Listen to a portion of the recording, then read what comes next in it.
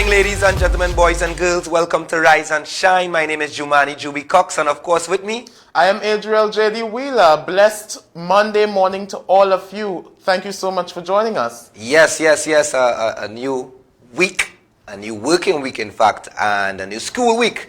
Yes, everyone is heading back out to work and to school this Monday. I hope you are up and you are preparing and just thinking about having a successful and productive day today. Most definitely. Yeah, coming off the weekend, sometimes it will be difficult, eh? That can be so true, but you know what? We need to be resilient and persevere in spite of. Exactly.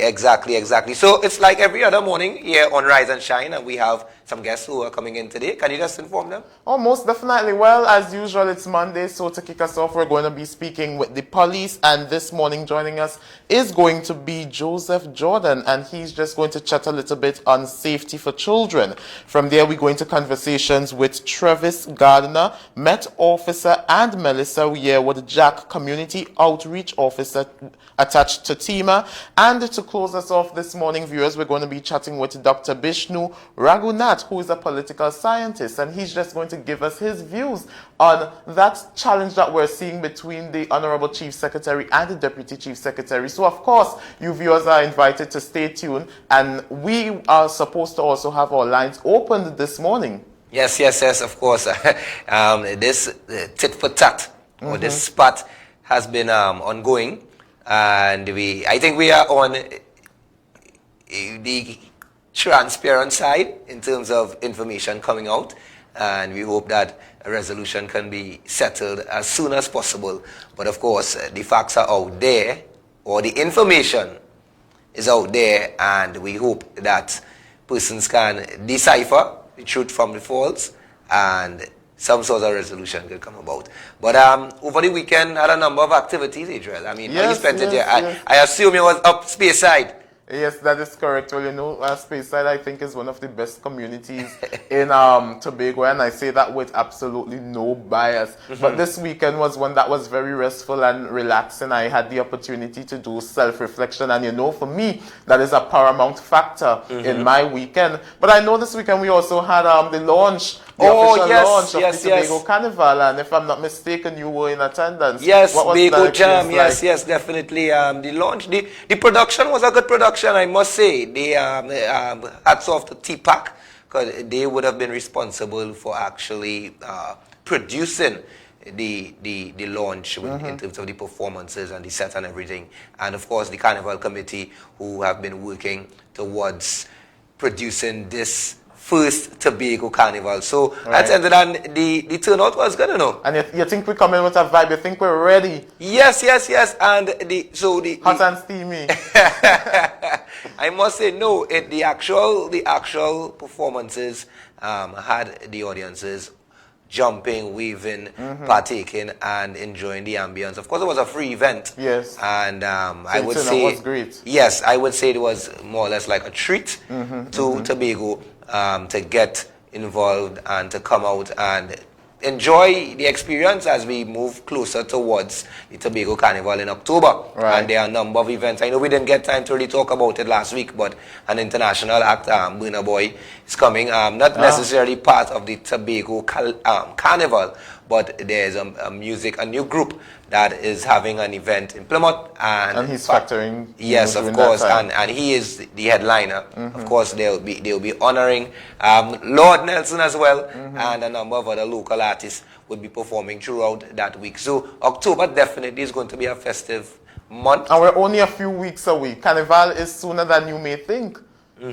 Yes, definitely. And of course, a lot have been going on in sport. I know the TFA, the Ascension Tobago Premier League, is up and running, and the teams are it's starting to shape. I know it's early stages in the pre-group conferences, but teams are not playing for slips, Adriel. They are coming out there to really try to get this thousands of dollars in first prize, but even beyond that, bragging rights. Bragging rights is on the line, and the big up the TFA, and of course all the performers, all the footballers out there flying their trade. So a lot is happening in Tobago, a lot is happening in Trinidad and Tobago, and by extension the world, because as we know, Her Majesty the Queen has passed. Yes. And if her body was moved from Balmoral, and it's going to Edinburgh, yeah? Edinburgh, yes, Edinburgh. yes. And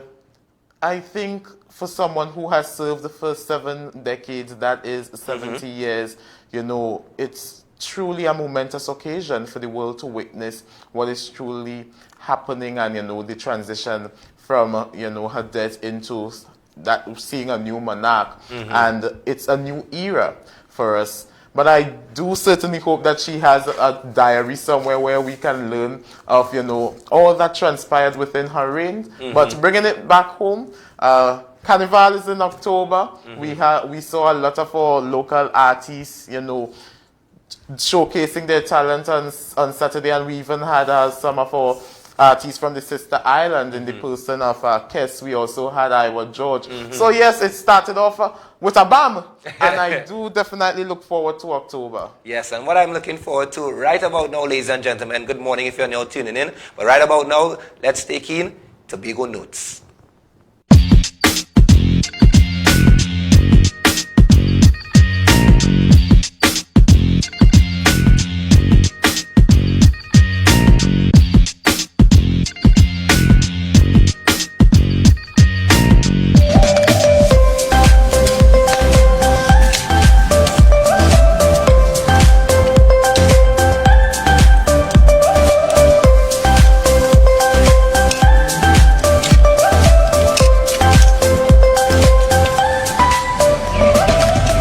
It was a sunny morning when a handful of youths got their hands down in the dirt and planted a variety of crops such as melon, sweet peppers, tomatoes, chive and corn.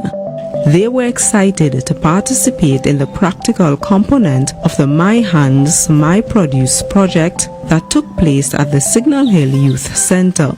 I think that is a very good opportunity for the young persons to come out of their house during the July-August vacation, and it's a positive thing for them to do instead of staying home and getting involved in other stuff that would not benefit them, as well as they'll gain good skills from it. Well, my experience, it was nice because it's a long while we can come out here and do this for some years, because at the COVID pandemic for 2 years. I'm glad to know that we are out here and we could still come and still do it as a Police Youth Club and as a team. I think this project is important for the young people to learn how to grow food instead of being idle and wasting their time. They could put their time into growing some crops. This initiative comes under the Division of Community Development, Youth Development and Sport. Agricultural officers from the Home Gardening Unit of the Division of Food Security, Natural Resources, the Environment and Sustainable Development also worked on the project. They facilitated the practical phase as well as the theoretical sessions that were completed virtually last year.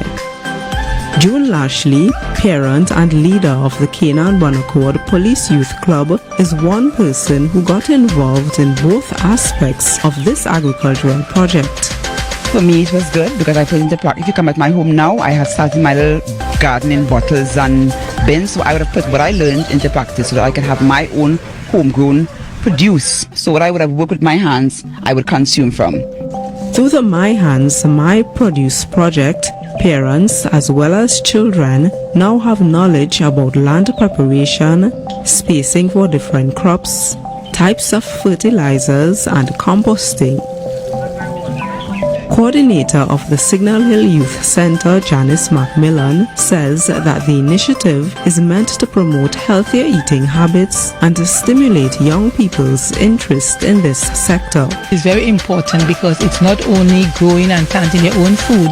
There is so much benefits and so much career in agriculture. Some people look at it as just planting, but it's not so. There are the technical, the other aspect of it. You can go into manufacturing, to canning and and knowing so much. Members of the Signal Hill Police Youth Club have taken up the responsibility to continue watering and tending to the plants. In time to come, they expect to reap from the fruit of their labor. That was a production of the Department of Information, Office of the Chief Secretary, Tobago House of Assembly.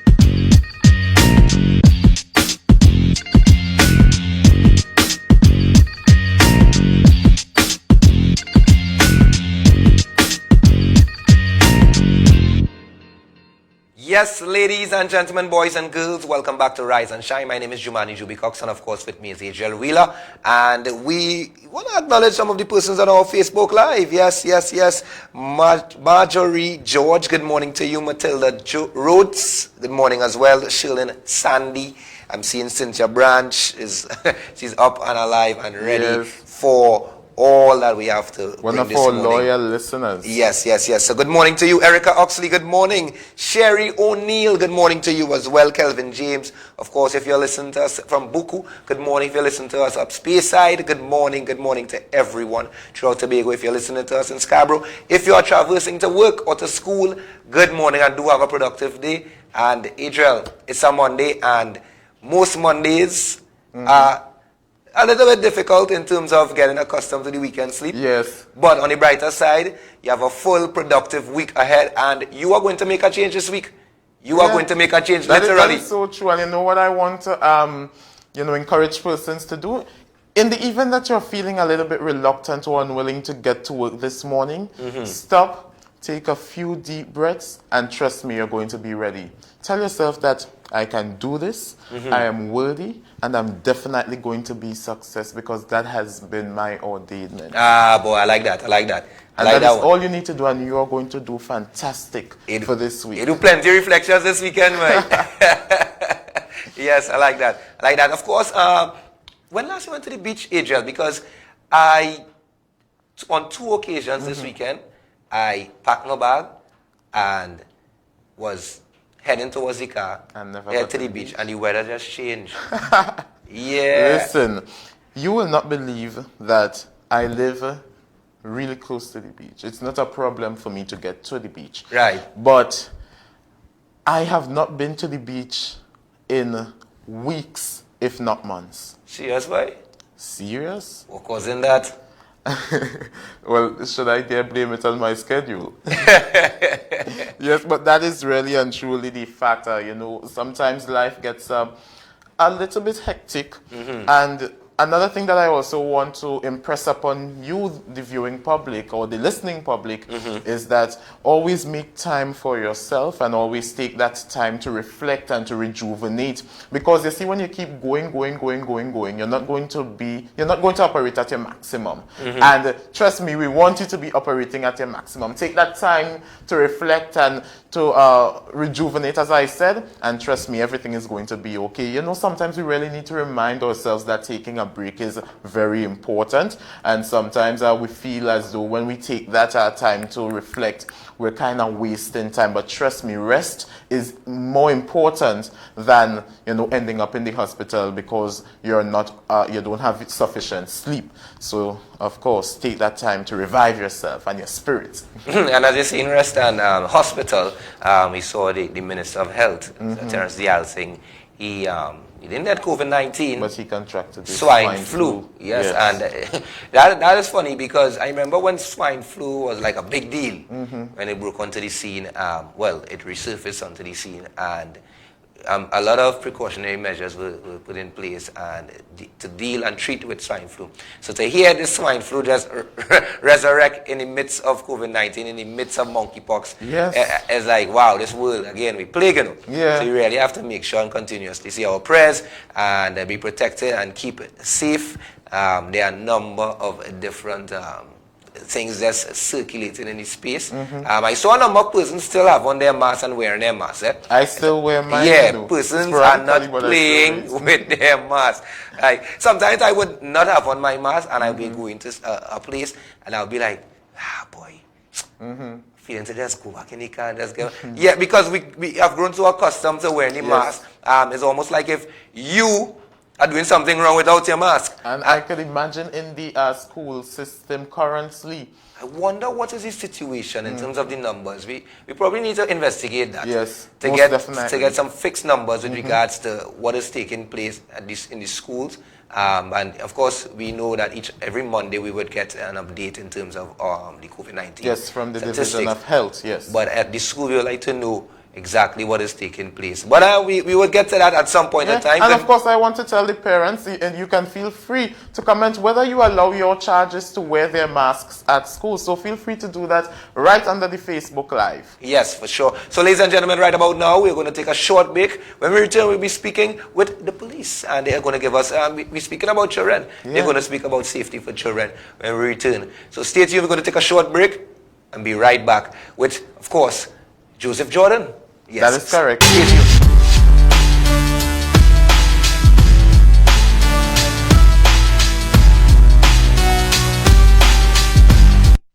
Tulips Health and Beauty Supplies Pharmacy, Northside Road, Mason Hall. Get all your pharmaceuticals, cosmetics, and stationery. We also specialize in medical counseling and testing. Operating hours 8 a.m. to 6 p.m., 2 p.m. on holidays. Call us at 238-2049 and ask about our delivery service. Tulips, your community pharmacy.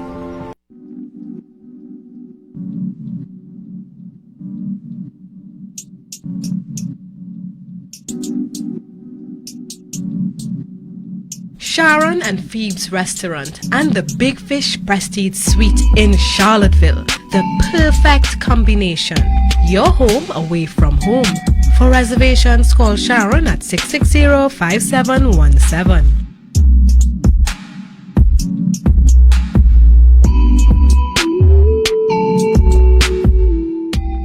Paying your Trico cable bill just got easier. Simply log on to www.tricott.com and choose online payment. Or log into your online banking, RBL, FCB or Scotiabank and add Trico as a pay.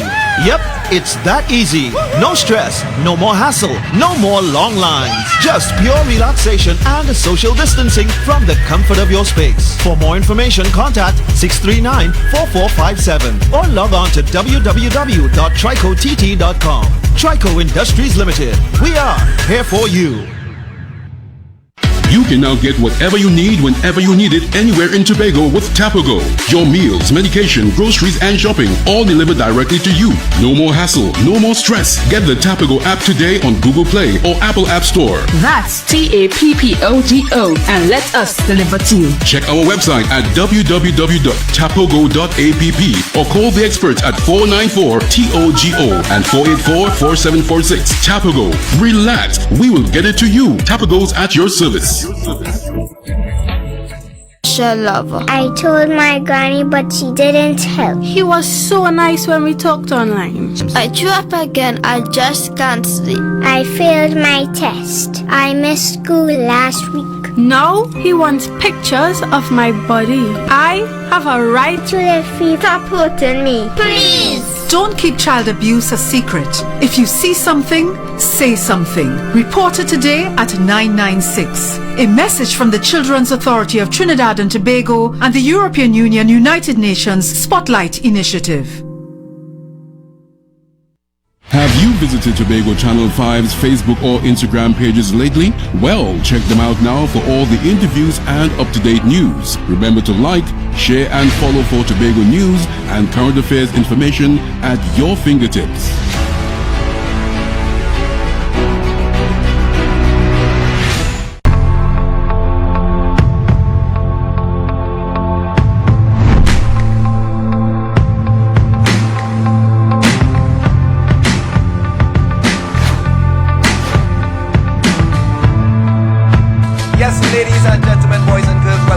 Rise and Shine. My name is Jumani Juby Cox, and of course with me, I am Adriel J.D. Wheeler. Thank you so much for joining us. Yes, and alongside us, of course, Sergeant Joseph Jordan. Good morning. Good morning to you. Good morning to Tobago. Good morning to your viewers and your listeners. Thanks for having me once again. Yes, and the last time we spoke with you, we didn't mention the fact that you were one of 257 officers promoted to the rank of Sergeant. Sergeant. Yeah. Congratulations. Thank you very much. Thank you very much. Yes. And I think that was a milestone moment because I think that's the first time since 2016 that amount of officers would have been promoted. Am I correct? That is very correct. Very yes, correct. yes. Congratulations. Of course. Thank you And very much. The work continues. Yes, continue doing what we have to do. Yes. Making Tobago safe, contributing. So it's just another step in the right direction. Right. And what direction are we heading in terms of crime situation in Tobago space? All right. Well, as we know, Tobago, we try to keep it safe, clean and serene. All right. So our figures for the current period, when we compare January 1st, 2021 to September 3rd, 2021, and we compare it in the same period in 2022, our serious report crimes, or SRCs, we have a small drop. In 2021, we had 496, whilst for the period this year thus far, we have 487 SRCs. All right, our breaking offenses has drastically reduced, which is one of our problems of plaguing us in Tobago, and that has been reduced significantly. So right now, in 2021, we would have had 108. For this year, for the same period, we have 63. So that has dropped significantly. Robbery offenses, on the other hand, that's a little disappointing because that has increased somewhat. So in 2022, we have 62, whilst in 2021, we'd have recorded 35, so that has somewhat doubles. However, we have had some breakthroughs with some of these robberies in Tobago. We were able to arrest several persons, and they are now before the court for these offenses. So the Divisional Task Force, the CID, they are doing their best to make Tobago safe along with the other states and districts. We are also conducting our regular patrols, roadblocks exercises, and that has resulted in a number of persons being issued fixed penalty notices, commonly known as tickets. So we continue to do the work, and we have to ensure that Tobago is safe. Okay. Most recently over the weekend, we had the Tobago Jam, right? That was an incident-free incident. So we are pleased that we are having this sort of positive outcome on the island of Tobago at this time. Okay, and last week in particular, there were a number of licensing officers throughout Tobago, and of course they would have worked in collaboration with the TTPS. How you can give us an idea of the numbers or how that operation went? Well, the numbers are not clear as yet. However, it was quite significant. A number of persons were issued for things like driving without insurance, driving without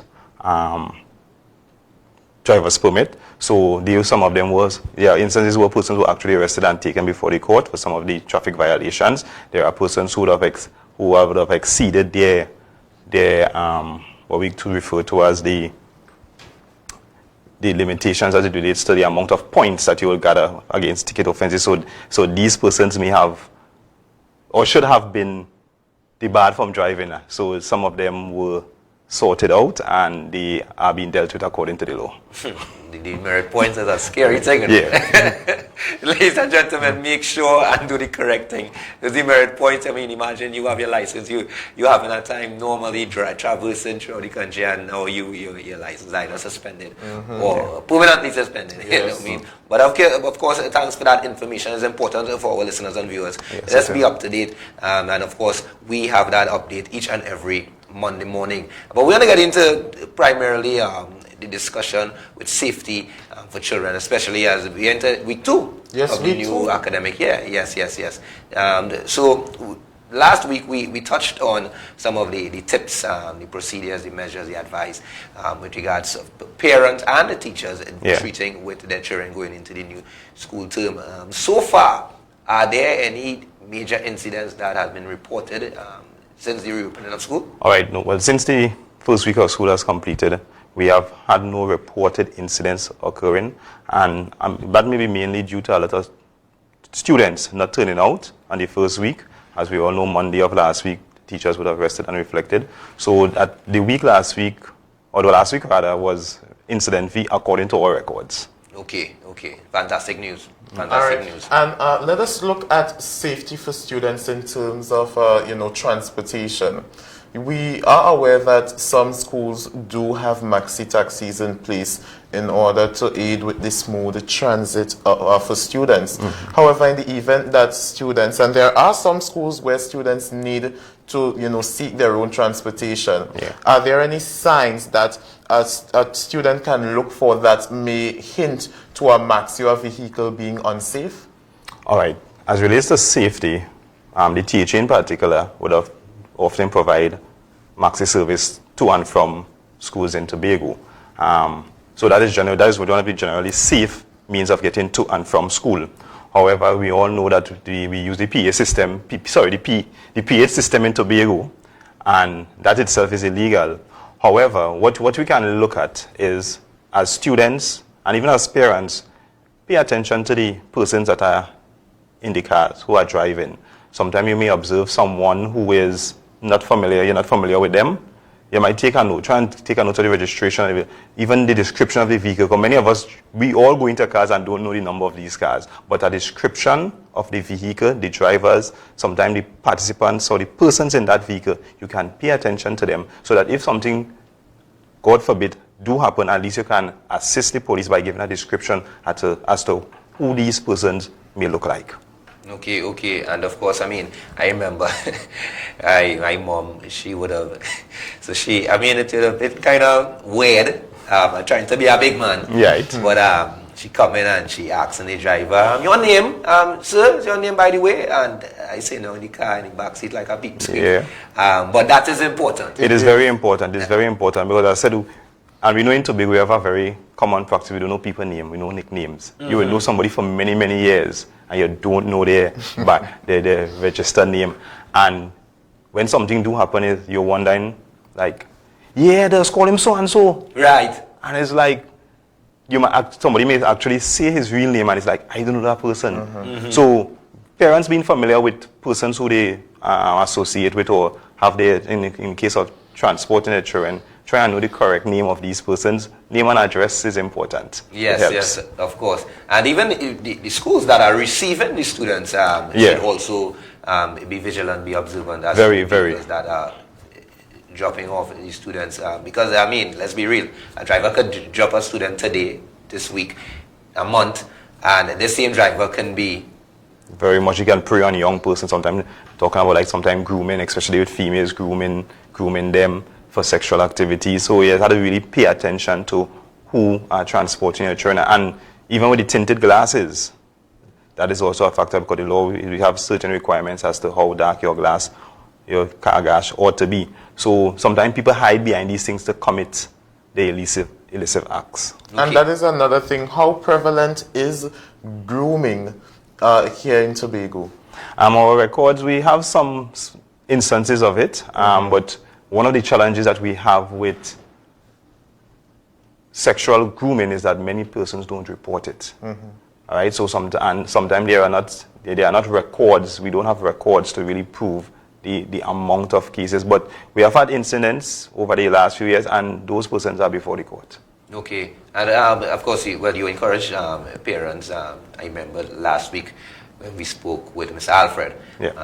He was reminding us of reminding us to make a report, and oftentimes whether it's because of embarrassment or just inability to access the person that you feel comfortable with, more or less the moral is to make a report. And I know the police and certain schools, you got in relation to the district that they're situated, they have that rapport and that connection. There's an initiative that is in place to ensure that each school has some sort of relationship with the police. That is very correct. Because over the years, we often try to have police officers assigned to schools or have the station district in which the schools have officers visit them, find out what's going on, and that also aids with the police youth clubs. Right? So oftentimes we try to encourage persons to join the police youth club so that we can show a clear path as to the difference between doing right and wrong. Okay. All right, fantastic. And let us look at education for students, because earlier we spoke a little bit about how prevalent sexual grooming is in the Tobago space. But is it possible that the possibility exists that because persons aren't necessarily aware of the signs of sexual grooming or what exactly sexual grooming looks like, they do not report these cases? And if that is the case, what is being done on the part of the TTPS Tobago division in order to sensitize the public and to be a bit more specific, or students within the educational system? All right. As relates to that, as you said, it is very difficult for sometimes parents, teachers, guardians to identify sexual grooming. However, there are certain signs that you look at. We're not even the same transporting aspect. Sometimes taxi drivers, maxi taxi drivers, what they may do, they may find interest in a particular young lady or young boy. We are not exempted now, right? And they would make sure that they pick them up. They wouldn't probably take any fear from them. So you realize that they become friendly. And over time, they may go out on a low, obviously. So to provide them with things. They might have items coming home, unexplained items that this child may come home with. So sometimes those are some of the signs that you could look at. As it relates to us educating the public, right? We have our child protection unit, our community policing unit. These entities continue to go to schools, even young youth programs, and try to empower these young people as to what these signs will look like, and to ensure that they prevent them, they have the necessary resources and protection against these predators. Okay, and even in the school, within the school now, persons may get involved in wrongful activities, illegal activities. I know we spoke last week about it, but and it was mentioned that gang-related activities are not so prevalent in the space. But the school, let's be real, is an institution or a space where persons can tend to get involved in gang-related activities. Any advice with regards to treating or identifying someone who's heading down the wrong path? All right. Gang activities, organized crime groups, they have various names. As relates to Tobago, we don't have that extent to which Trinidad have gangs. However, in Tobago, what we have drug distribution groups, right? And their method is basically selling illegal drugs, protecting their illegal drugs. And when we talk about protecting the illegal drugs on their turf, we often talk about firearms. And then we have firearms related offenses, right? So that is where we are in Tobago as relates to that. As relates to the signs of your child or children being involved in gangs, you look at their behavior, most importantly. Sometimes if you're involved in a gang, you look at your dress code. Sometimes colors, certain colors would indicate that you belong to this gang or that gang. Parents need to talk to their children. They need to know who their friends are, know who their families of these friends are, so that you have an idea what is going on. You need to be aware as to where your child will be at a particular time. You have to know, because sometimes we take it for granted. Sometimes children to them, "Mommy, give me a little space." Space. We have to know what you're doing. You look at the internet, because the social media is a platform in which many of them communicate with. So you look at who they interact on the internet. Look at their profiles, because sometimes the messages are sent, sometimes in coded tones. We as the adults, we need to know what these terms are. We need to get involved. So we need to just be aware as to what our children are, who they are associating with. We look at sometimes even the time they come home. Because when you're involved in gang-related activities, you tend to stay out late. Right? You tend to come home at unusual hours. You may start even taking drugs.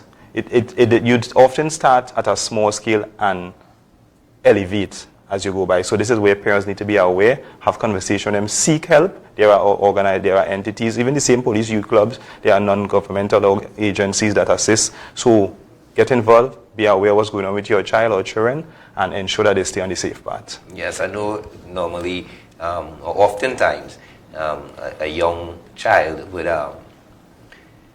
it is sometimes in the street, you would tend to gravitate to someone affiliated with a gang because of how they tend to treat you. They listen to you, and you become, that person become a connection. You build a connection with that person. But I like the fact that you emphasize that parents should speak to their children, because if you have that relationship with your child or your children, naturally no one else is supposed to take away that connection, that bond that you have. But in terms of the police service, I know there's a project as well, the GRACE project. Right, yeah. Can you just elaborate on that? All right, so we had the GRACE project, which was initiated last week Wednesday, right? So that is the Gang Reduction and Community Empowerment Program. Right, that program started off with our 1st Division officers. 80 of them would have been exposed to this program. This program is piloted by the Pan American Development Agency, and it is funded by the US. And so far, the purpose of this program is to understand the root cause of gang-related or gang-related activities, as well as gang violence, and to find out how we can intercept, prevent, and eradicate as much as possible gang-related activities. Right? Well, what the program intend to do is to look at the churches, the schools, the various positive community activity through sports, and they are going to use those methods to prevent persons from joining gangs, and to see if we can reduce or eradicate the gang culture in Trinidad and Tobago. That program would then be expanded to over 600 officers in the Trinidad and Tobago Police Service, so it would be something that will be taking place across Trinidad and Tobago. Currently, but we intend to target about 12 communities throughout Trinidad and Tobago, including Tobago have 2 spots, so that'll be Lescato and Goodwood. So they'll be targeting those 2 villages to ensure that the program can have an impact and see how best we can deal with gang-related activities, especially among our young people. Yes, most certainly. And for those of you who are now joining us, an incredible morning is extended to you, and we're chatting with Sergeant Joseph Jordan, and we're just speaking a little bit about safety for children, and more specifically, right now we're speaking about, gang-related activities. And we know the textbook definition, or some of the factors that are listed in textbooks, as to why children or young persons, to be more specific, they may want to join gangs. So we know about the peer pressure, or not having the support that we really want from home. But what are some other factors that parents need to be aware of? All right, generally, glitz and glamour. It's as simple as that, because when we look at our so-called gangsters, you look at the big chain that they have, it appears to be a life of easygoing. So a lot of people are attracted to that. Well, young people, they are attracted to that sort of lifestyle. They are easily influenced. So you tend to pay attention to these things. When we look at our young people, you see they come home with large sums of money. Somebody brand name sneakers, everybody, for most gangsters, they want to have a Jordan, so everybody want to have every new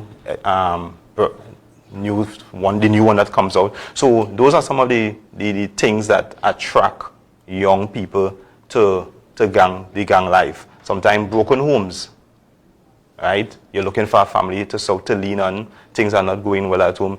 Sometimes parents lose their jobs. The economics become a little difficult, so sometimes children go out, and sometimes even the community leaders, they have an influence on by giving them stuff.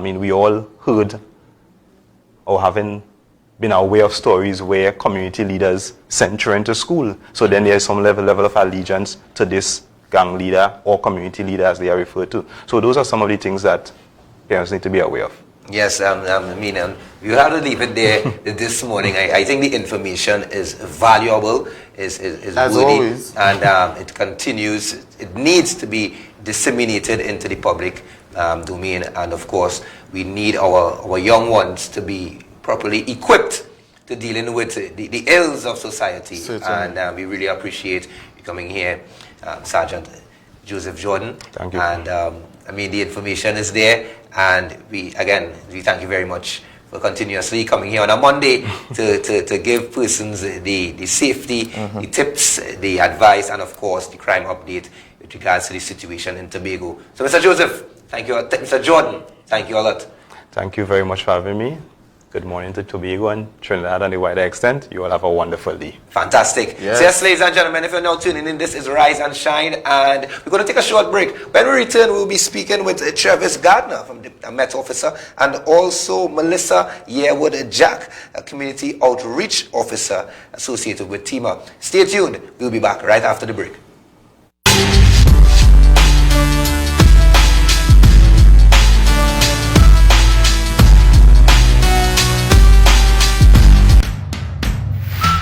Agard Nuts House Limited continues to welcome you. Located number 78 Wilson Road, Scarborough, opposite Cost Cutters, taste the Brazilian, walnuts, pine nuts, macadamia and almond nuts. Also try our dried fruits such as cranberries, strawberries and kiwis. Operation occurs Monday to Friday between the hours of 8 a.m. to 4 p.m. Sundays and public holidays from 8 a.m. to 12 noon. Agard Nuts House, giving you the best, one punch at a time. Paying your Trico cable bill just got easier. Simply log on to www.tricott.com and choose online payment, or log into your online banking, RBL, FCB or Scotiabank, and add Trico as a pay. Yep, it's that easy. No stress, no more hassle, no more long lines.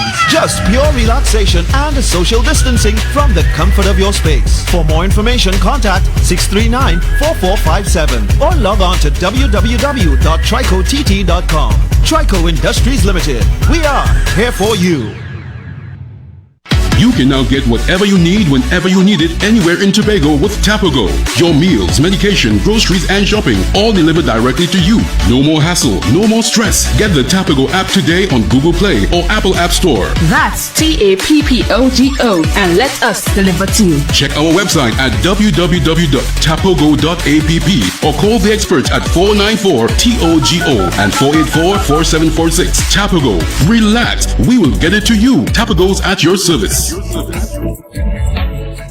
Lover. I told my granny, but she didn't help. He was so nice when we talked online. I threw up again. I just can't sleep. I failed my test. I missed school last week. Now he wants pictures of my body. I have a right to live free. Stop hurting me, please. Don't keep child abuse a secret. If you see something, say something. Report it today at 996. A message from the Children's Authority of Trinidad and Tobago and the European Union United Nations Spotlight Initiative. Have you visited Tobago Channel 5's Facebook or Instagram pages lately? Well, check them out now for all the interviews and up-to-date news. Remember to like, share and follow for Tobago news and current affairs information at your fingertips.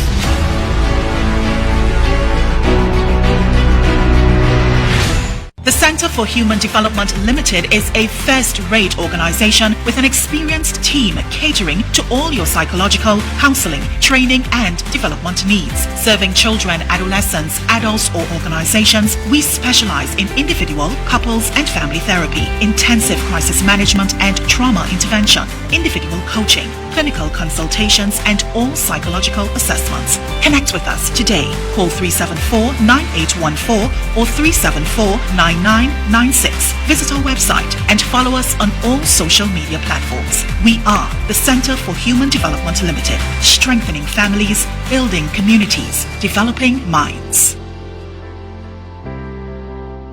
Come on, man. It's not working, isn't it? You probably need a drink. And I think it's time for you to open the Tool Closet. Suppliers of steel machines that fit any budget. From brush cutters to blowers, lawnmowers to chainsaws, and hedge trimmers too. With impeccable customer service and products, the Tool Closet is here to serve you. With a large assortment of items from pressure washers to centrifugal pumps, the Tool Closet has everything from plant foods to even Sungrow Pro Mix. Visit us at number 7 Government House Road after Tobago Services, the green building on your left with the branded still sign.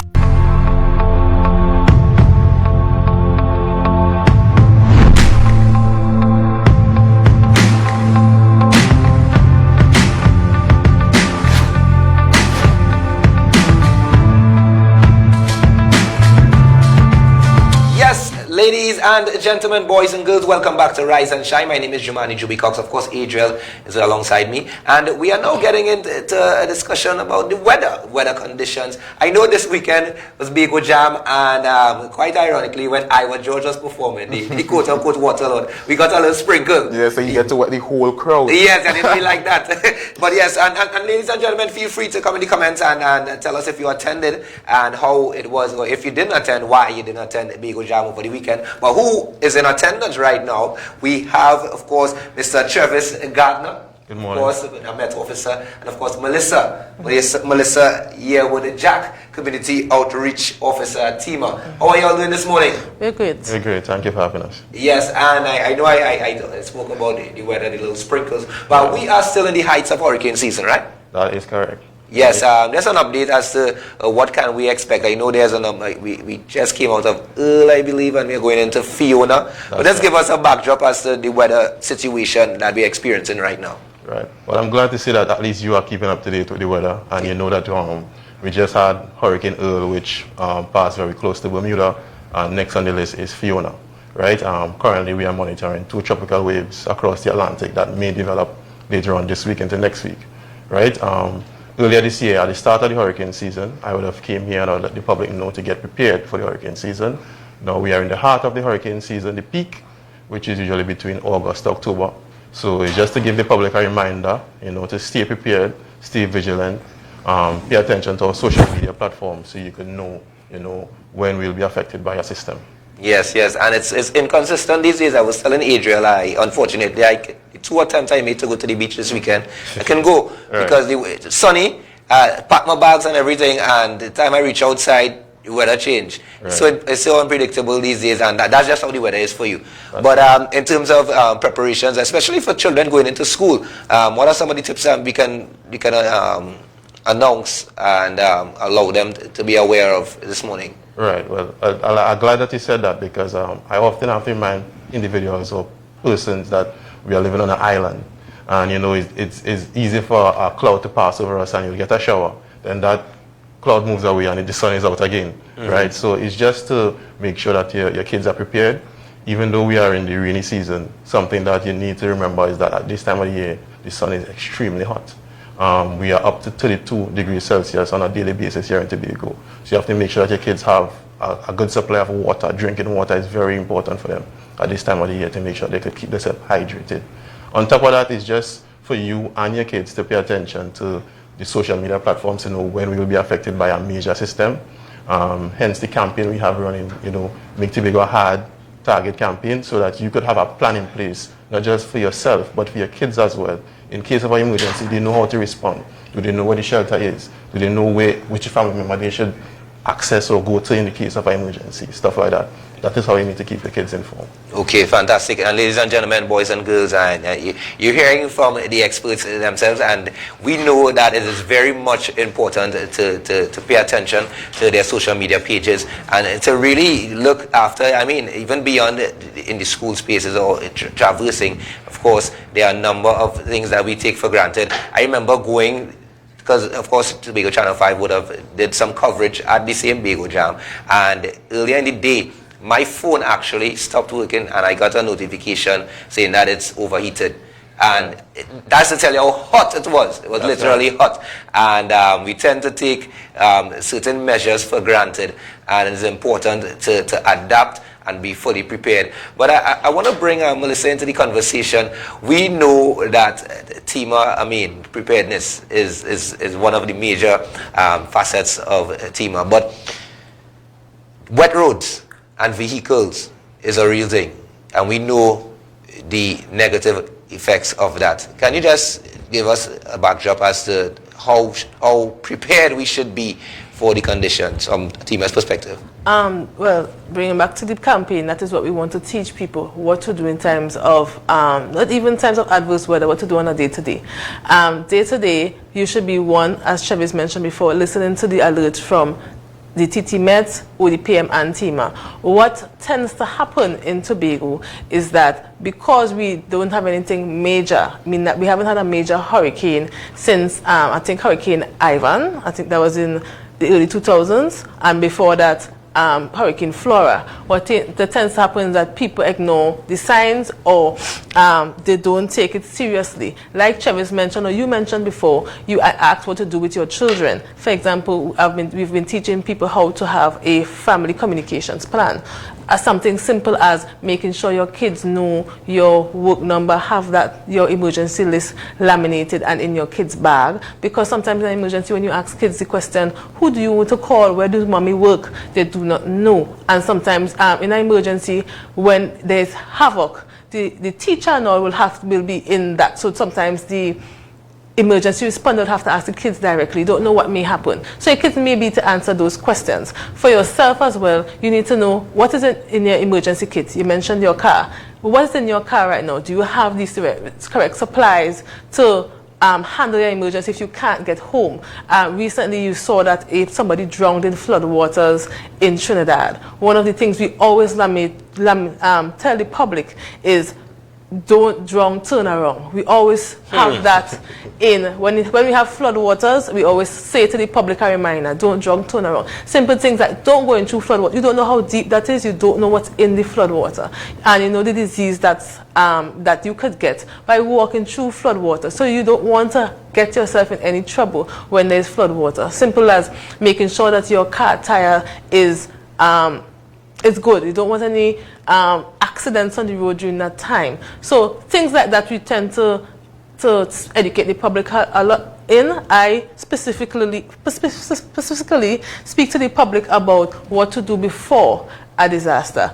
For example, the same thing I was saying, the family communications plan, what is in your kit, your contact numbers, hotlines. For example, we also have a TEMA Virtual Vision app, and we also have a radio app that you could radio in and say what the emergency is. And then we have the County Medical Office of Health that speaks to what to do after.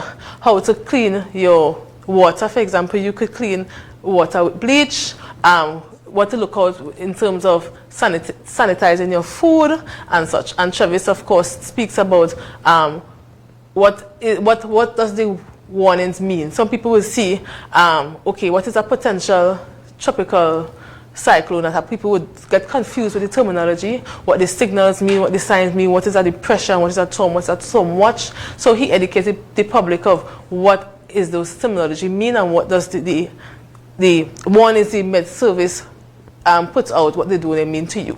Okay, fantastic. Okay, so can you tell us a little bit more about this campaign? When exactly is it? Is it something that started already? When is it expected to start? If it did not begin just yet, and of course, just reiterate a little bit as to what exactly it's supposed to be about. Well, since I think we started in 2017, and normally it starts from June to September. But this year, from this year, it's going to be year-round. So what we are going to be doing is we started with, I think our first presentation was to the safety officers of the Tobago House of Assembly, and we went to some summer camps, as well as we spoke to the World of Work students, we spoke to persons in WASA. We are going to go to the Tor Credit Union next week. I think I missed somebody, Travis. Who did I miss? Airport Authority. Airport Authority. It was one of the first persons we went to, I think. Yes. Yeah. Airport Authority. And we just want to say it is right now it's a year-long campaign. We want to hit any organization that we want to educate their staff on emergency preparedness, and or any school as well, because we've gone to schools in the past. So we'll invite any school, any organization to come so we could talk to your staff at a time convenient to you. Okay, and for the persons who may not know, what's the name of the campaign? It's Make Tobago a Hard Target campaign. It's our emergency or disaster preparedness campaign. It's just to remind people and give them tips of what to do before, during, and after a emergency. Okay, fantastic. All right, now I have a very thought-provoking question. You know, we're in the Caribbean, but you know, when we're supposed to be in the rainy season, we still experience what some may consider heat spells, or you know, the place being extremely hot. You know, what are some of the factors, or what is contributing to, you know, the cycle, or what we're truly supposed to be experiencing being thrown off? Okay. I wouldn't say it's been thrown off. Typically at this time of the year, we have really hot temperatures, right? And that is actually one of the fuels for the system. The tropical storms, hurricanes, etc. They need that heat to give them energy. So I often describe our weather as bipolar, right? We go from one extreme to the next. One time it's Saharan dust, then it's storms or tropical waves with thunderstorm activity, gustings, etc. And then on the off days when they think it'll get a break, we have really hot temperatures, right? So like I said before, currently we are at around 31, 32 degrees max. Later down the year, that will go up to 34 and over, especially in those urban areas. So you just have to keep yourself hydrated, make sure you're having a lot of water, and especially in the afternoon period when the sun builds up in those concrete buildings, it becomes a problem, right? Mm-hmm. But the heat acts as a fuel for the systems as well. So all of it works in a system. So the heat actually fuels some of the storms and so on that we get at this time of the year. Earlier on in the year, it have like wind shear and the Saharan dust that tends to dampen the effects of the tropical waves developing into storms. At this time of the year, when the Saharan dust starts to decrease and the wind shear starts to be less dominant, that's when you see the systems start developing along with the heat they're getting from the ocean building up from the sunshine on a daily basis. So that's how this cycle kind of works intertwined with one another actually. Okay, and where are we in terms of global warming and our contribution towards this shifting, or as you say, this cycle, this bipolar situation that we're experiencing? Well, sadly, as Caribbean islands, the small island change, we are some of the most vulnerable states to the effects of global warming, even though we contribute on a lesser extent to what is going on. You know, these big metropolitan countries doing the fossil fuel, etc., have been damaging the ozone layer and the atmosphere for a while now, resulting in warmer ocean temperatures, like I was just saying, giving fuel to the systems. So that's why we're getting more intense and more frequent natural disasters. And sadly, because of our size and our proximity, we are affected more than them, right? So we just have to continue to push the campaigns. You know, we have a lot of campaigns out there to combat climate change, and people are trying, you know, to get these companies to change some of the practices they do, and we will continue to champion those campaigns. Okay, and what about our fisher folk? Should we be concerned in terms of our fisheries and what is happening in and around Tobago? For now, I would say no. We would issue any warnings in terms of hazardous seas, etc. But on a larger scale, you know, we see more problems in terms of the melted ice caps and so on in the North Pole and those areas more so around us. We see more effects in terms of our corals being affected in some of the stuff that's happening with climate change. So more the corals being affected, and then I guess you could bring that into the fishing industry, because the fishing industry the corals is one of the reasons why the fishes like our waters as much as they do. Yes, so fantastic. Comes into play as well. All right. Ladies and gentlemen, boys and girls, we are going to take a short break and get deeper into this conversation. Of course, speaking with Travis Gardner and Melissa Yearwood Jack, and stay tuned. We're going to take a short break and return.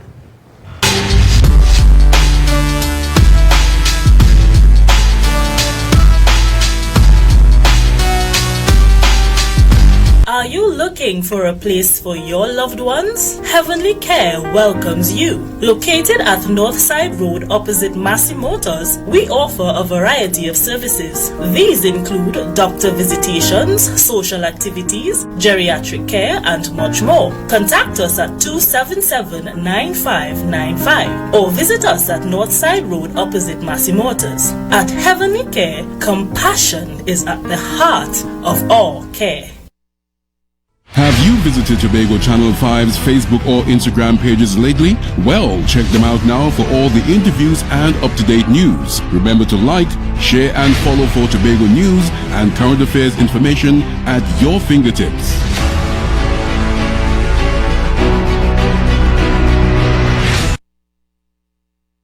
Tobago, it is your time to be delivered. As Grace Nation International, in collaboration with Christ Celebration Assembly Ministry, presents protection of your hard-earned financial assets is a priority. We at MI4 Security Cash and Transit Service are sure to grant you peace of mind. Fully insured services. Call us today at 660-7723 or 635-2144. MI4 Security Services Company Limited, keeping Tobago safe.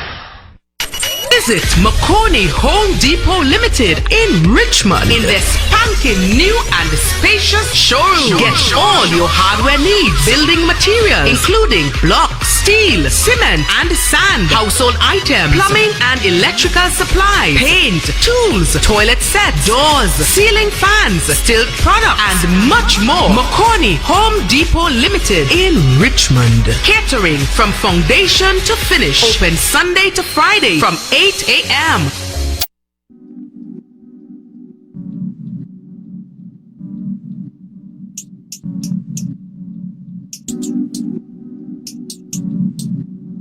Sharon and Phoebe's Restaurant and the Big Fish Prestige Suite in Charlottesville. The perfect combination. Your home away from home. For reservations, call Sharon at 660-5717.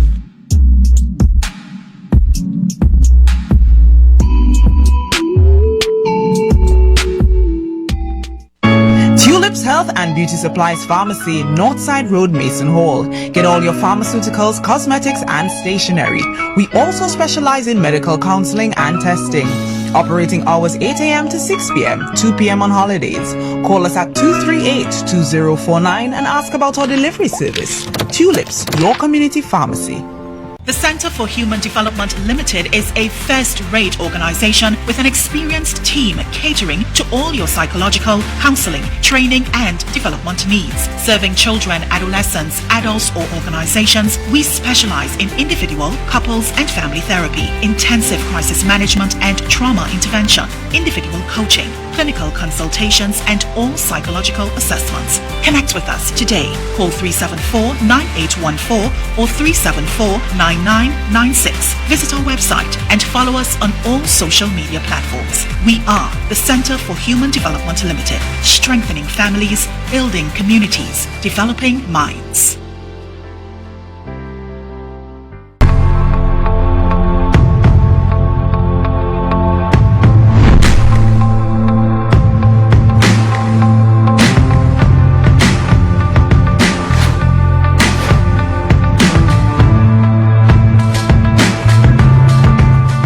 Yes, ladies and gentlemen, boys and girls, welcome back to Rise and Shine. Remember, today is the best day in the year. Every day should be the best day in the year, in fact. And we are having a conversation, of course, with Melissa Yearwood Jack, representing TEMA. And, of course, we have Travis Gardner. And earlier on, we were speaking about the campaign. But before I get back into the campaign, there's thunder and lightning taking place ever so often in this space. But should we be concerned about any particular weather system that is upcoming? I know Fiona is on the list, but should we be concerned at all? Well, yes, as I stated, we just had Earl, and next on the list of names for the hurricane season is Fiona. Currently, there is a tropical wave in the Atlantic that the National Hurricane Center is giving a 20% chance of developing into a cyclone within the next 5 days. So we at the Met Office, we are keeping an eye on that. Thankfully, the path that the system is seeming to take, we're going to take it north of us. But if anything changes, we will start issuing official statements or putting out information on our social media platforms to the public, if needs be, for this system or any system in the future. Just want the public to keep in mind that we are in the peak of the hurricane season. It runs until the 30th of November. So just, I hope by now that everyone is prepared, and that anytime we issue a warning or issue a statement saying that so be the case, that everyone can mobilize and do what is best for themselves and their families. Okay, fantastic. All right, so can you just remind the viewing or listening public as to how they can keep in contact with you guys? You could email me at temapublicrelations@gmail.com. Just email us what organization you belong to, and we will call you back and discuss details and scheduling at a time best for us where we could speak to your staff. As Travis said before, we have to be able to prevent anything happening to you and your family.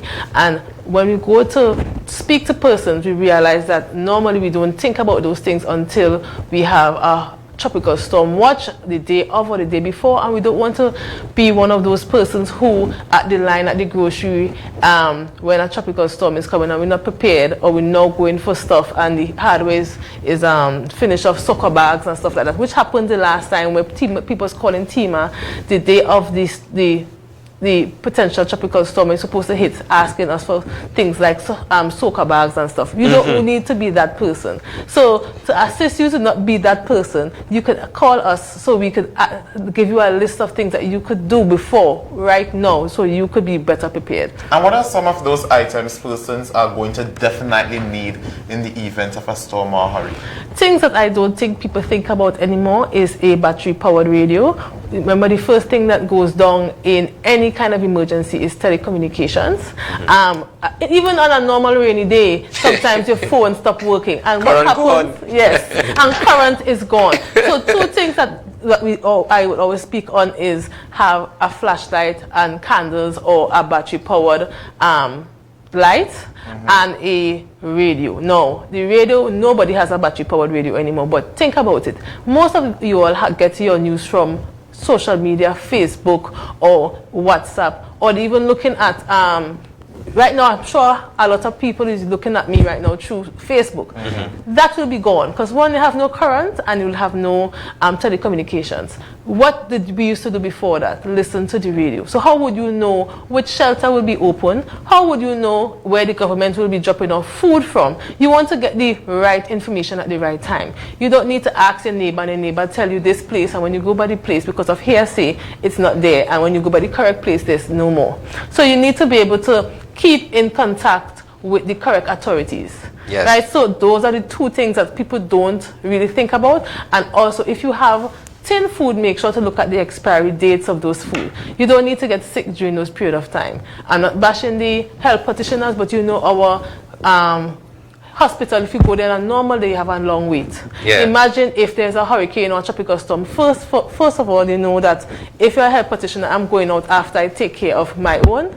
So, you know, most of these people might be there late, or they'll be overworked, or they mightn't be there at all because you don't know what's going on with their families. You don't need to get sick of food poisoning during that time, because you'll be the last person they'll be going to persons that need major help. So, one, you need to update your food storage, make sure you look for that, and make sure you have batteries for your flashlights, candles, and stuff like that. Okay, and you mentioned radio. Of course, remember our sister station, Pulse 89.5 FM, would definitely be that radio choice for the information, to disseminate the information.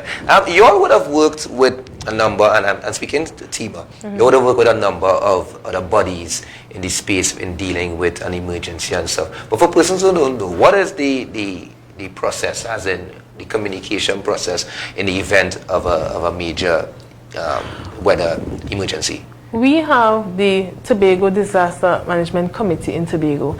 That committee comprises of emergency stakeholders. The people who that will be obvious to you will be like TTPS, TTF, Trinidad Tobago Fire Service, Trinidad Tobago Police Service, Trinidad Tobago Emergency Medical Services, and persons that mightn't be quite obvious to you might be the Hotel Association, people from the Division of Infrastructure, Quarries and Environment. All the utilities are normally in that meeting. For example, WASA, TNTEC, TSTT. We have the Division of Community Development, because during who's in charge of those shelters, that will be the Division of Community Development, and normally the person in charge of the shelters will be people in the village councils. So all of those persons come together and talk about a response strategy going forward, what we are going to do to respond to that, any incident. How often is this response strategy developed? Well, we meet once a month. Normally we meet I think it's the second Wednesday of every month, and to discuss plans, what's going on in Tobago currently, and what plan are we doing, what are we doing as the Tobago Disaster Management Committee. Right now we have meetings concerning Carnival in Tobago right now. What will be the security plans, how, if you're going to have mobile command center Okay. for stuff like Carnival, who will be manning that center and stuff like that. Things like that is already being spoken about in those meetings. I know Tima would have been donated the drone Yes. some months back. Yes. What is the situation on that? Is it in use? Is it? Yes, we used it, I think last time it was for Independence, Okay. but it will be used for Carnival. Okay. Yes. Okay, fantastic. And in terms of the Met Office and monitoring, how often? I mean, school start back, so I mean, it's advisable to have a little educational conversation. But in terms of the Met Office and the day-to-day operation, in terms of gathering information and disseminating it to the public, just a little backdrop for persons who just might be interested. Right. Well, first of all, we have our website, the TTMS website. We have Facebook, Twitter, Instagram, all the social media sites. We are on there. We put out a forecast at varying times throughout the day, 6 a.m., 10 a.m., 4 p.m. We have a forecast specific to Tobago that comes out at 3 p.m. every day as well. So those forecasts are given to all the news agencies across the island, and we also post our information on our pages, our website, and our social media pages. We also have an app. Don't make joke. Yes, we have a mobile app. So for iOS and Google users, Samsung, etc., you can download our app in the Play Store or the Apple Store, and you'll get all information there. When we have an alert out, you'll get a notification that an alert from the Met Service is out there.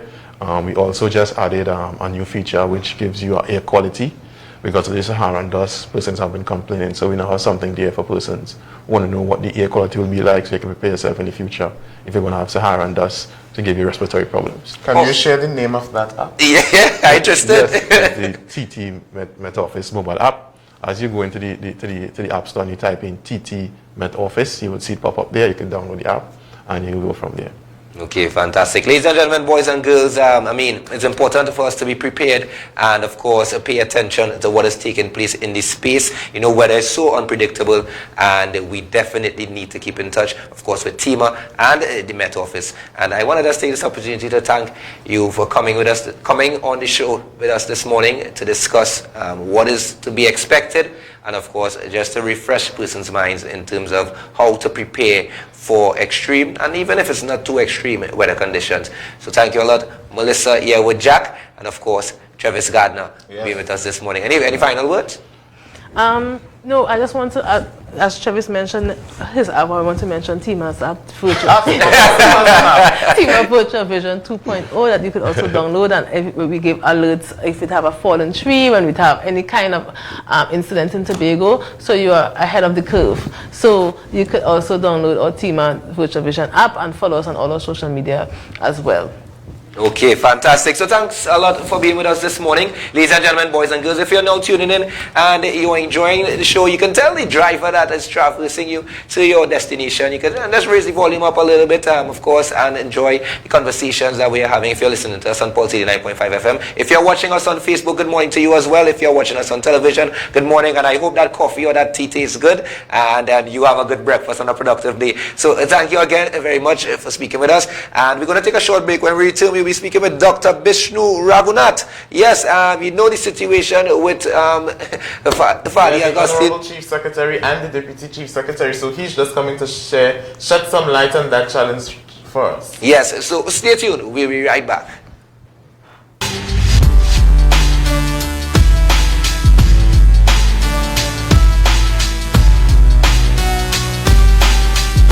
To Tobago Channel 5's Facebook or Instagram pages lately? Well, check them out now for all the interviews and up-to-date news. Remember to like, share and follow for Tobago news and current affairs information at your fingertips.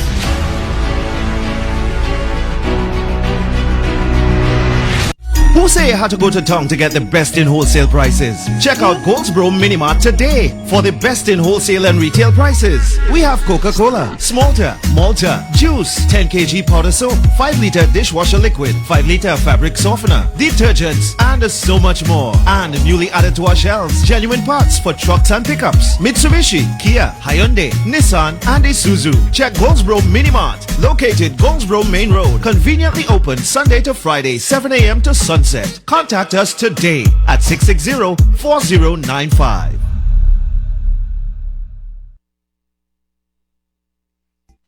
Tulips Health and Beauty Supplies Pharmacy, Northside Road, Mason Hall. Get all your pharmaceuticals, cosmetics, and stationery. We also specialize in medical counseling and testing. Operating hours 8 a.m. to 6 p.m., 2 p.m. on holidays. Call us at 238-2049 and ask about our delivery service. Tulips, your community pharmacy.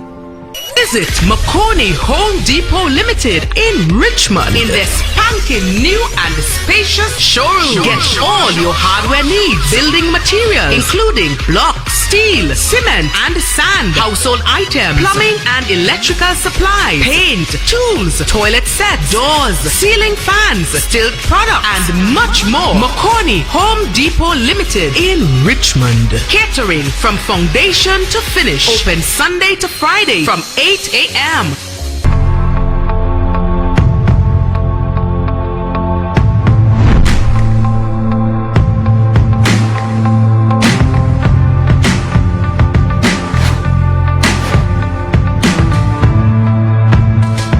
Ladies and gentlemen, boys and girls, welcome back to Rise and Shine. My name is Jumani Juby Cox, and of course with me, I am Adriel J.D. Wheeler. Thank you so much for joining us as usual. And for those of you who are joining us for the first time, welcome. Yes, good morning to Glendora Lashley, Dixie Ann Murray Drakes, good morning as well. Mary Dates Mitchell, good morning to you. Joanne Melville, good morning. Kim Possible, Kim Possible, good morning.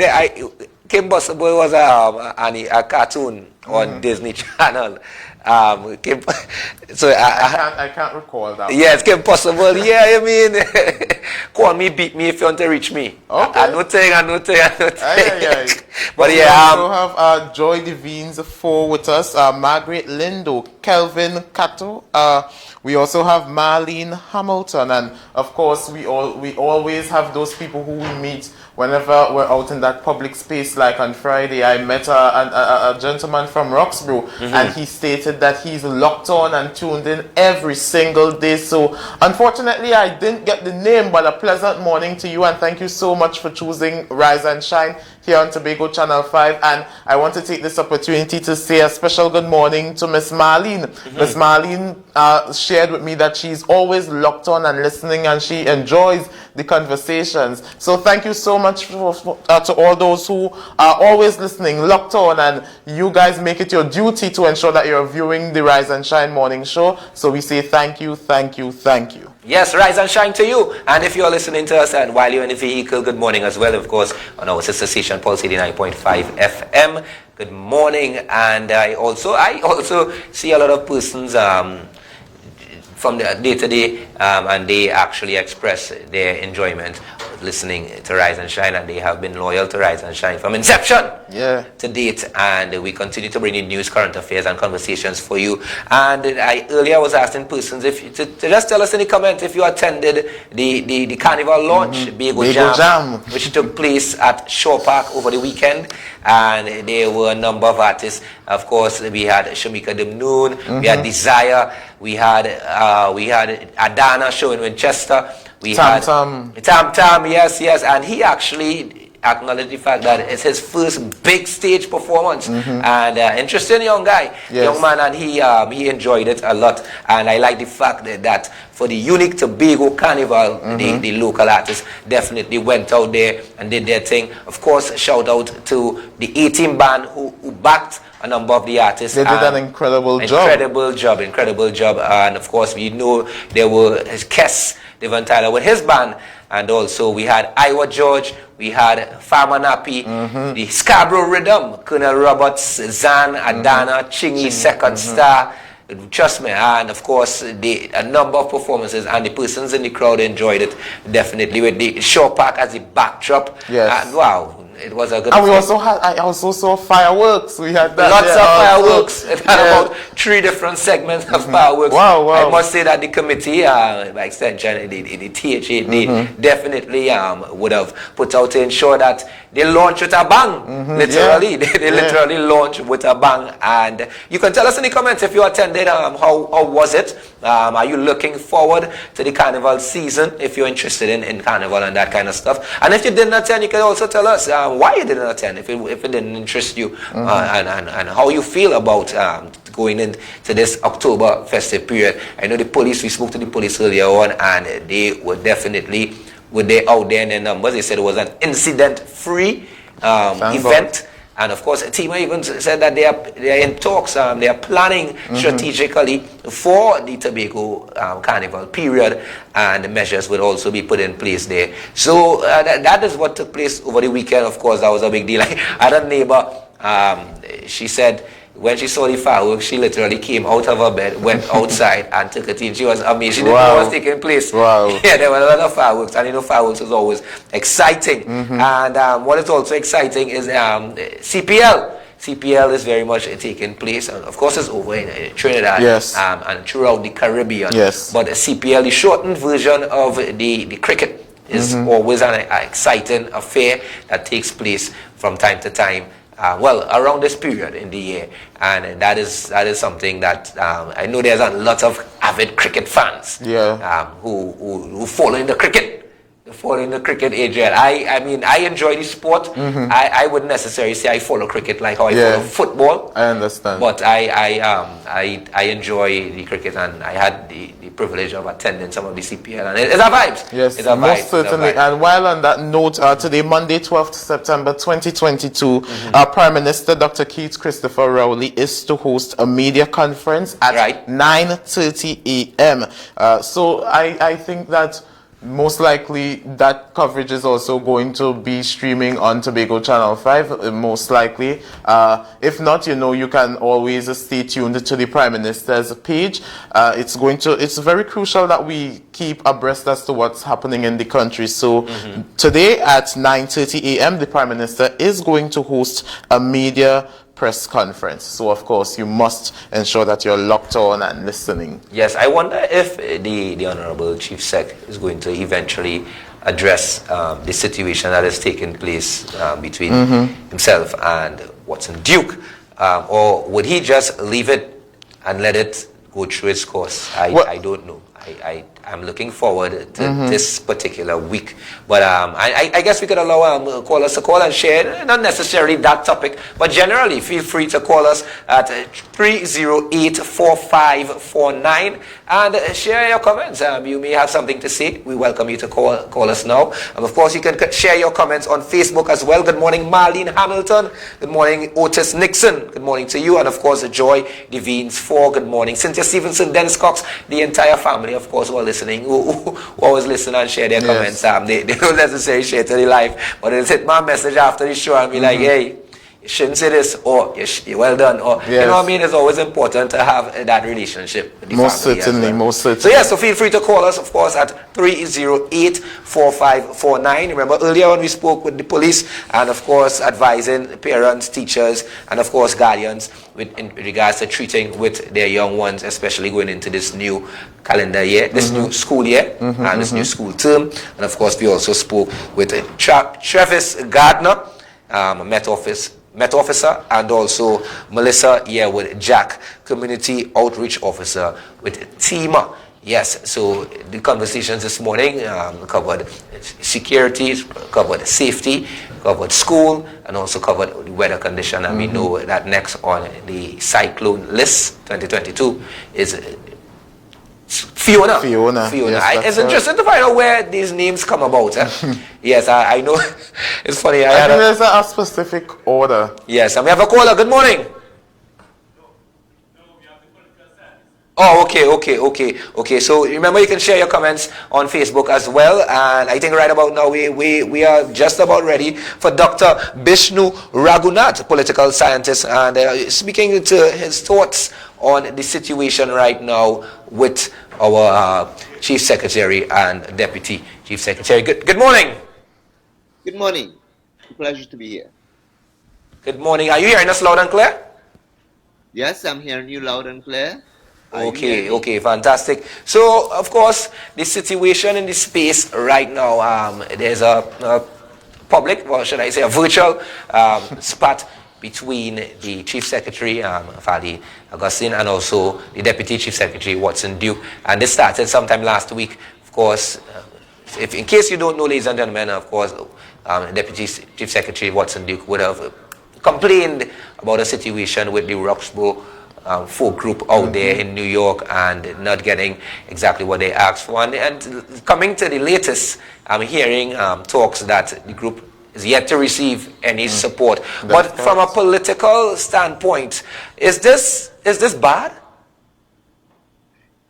To some extent it is bad, but to another end, on the other end of the spectrum, it is very good for Tobago and the governance of Tobago. So we have to look at it from both sides of the coin. As a political scientist, I have to tell you that it is bad from the perspective of the PDP is showing signs that it is imploding to some extent, and there's disagreement between the political leader and the deputy political leader and other members of the assembly, other members who were elected to the assembly. But from the point of view of the THA and Tobago governance, it is very good because it forces now the THA to operate in a more transparent manner with greater accountability and transparency. And because of some of the issues and decisions which would have been taken, that would now drive or push the THA to account to the people and to tell the people of Tobago as well as Trinidad and Tobago how public monies are being spent and to what extent the returns are coming in. So it's good and bad. Okay, and this is, of course, not the first time that members of the same party, the same administration would be in this sort of situation. A number of persons have been calling for them to shake hands and move on, just like any family, a brother and a relative. They would get into difficulties and they would sort it out after a while. But in terms of the progress, in terms of going forward, what is the ideal situation for Tobago, and particularly incidents like this where there are representatives abroad and getting what they request and the transparency of it all? What is the ideal situation from your perspective? Well, let's go back. For this particular situation, information is coming forward on a daily basis that I don't have all the information. The information that we have at this point in time is simply one where there are various contradicting stories. So, for instance, the THA, Watson Duke said that they didn't give them any money or they didn't receive any money. Then Fali Augustine said that, yes, we gave them $400,000. Then we were told, no, we didn't give them, we gave a promissory note. Then we now hear the drama group is saying, or the cultural group is saying, they'd never received a cent and they don't know who got the money, if anybody got any monies, and those sorts of things. So I don't know what is the full story. But as for the ideal situation, it's simply this. If, for instance, there is need to send a cultural group or some cultural group wants to make a contribution on the international stage, well then they apply for funds from the THA as would any other organization. The THA has a responsibility to do this in a very much so transparent manner.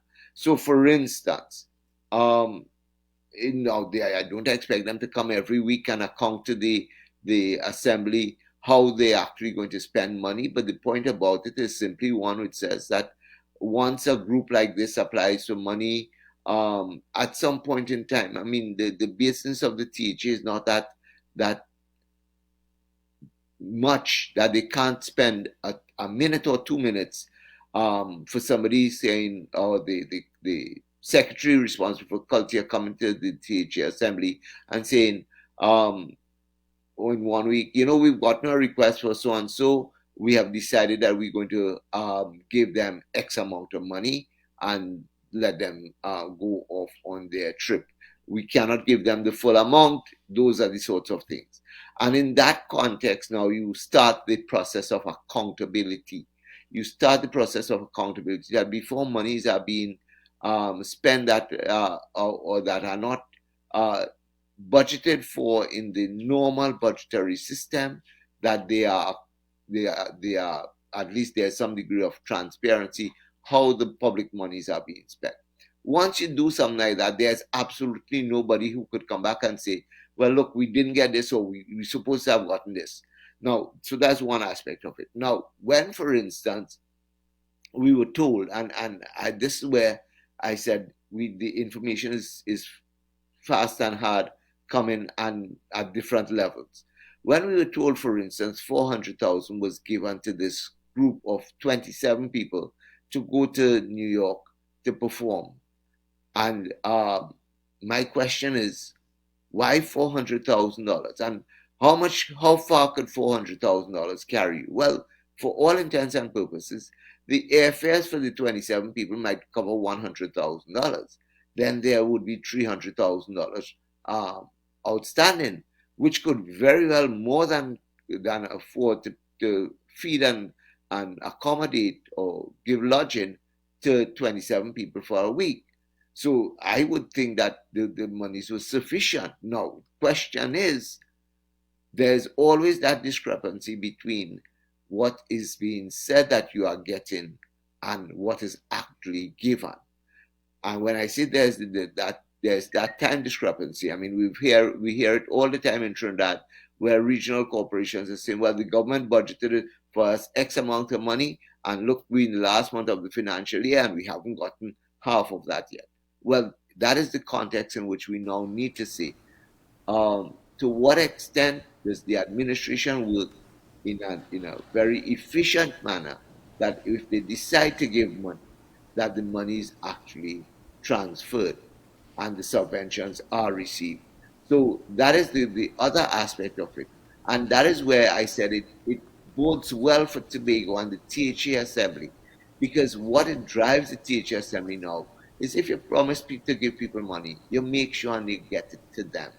And you get it to them in good time, with due diligence, so that it could be used in the manner in which it was supposed to have been used.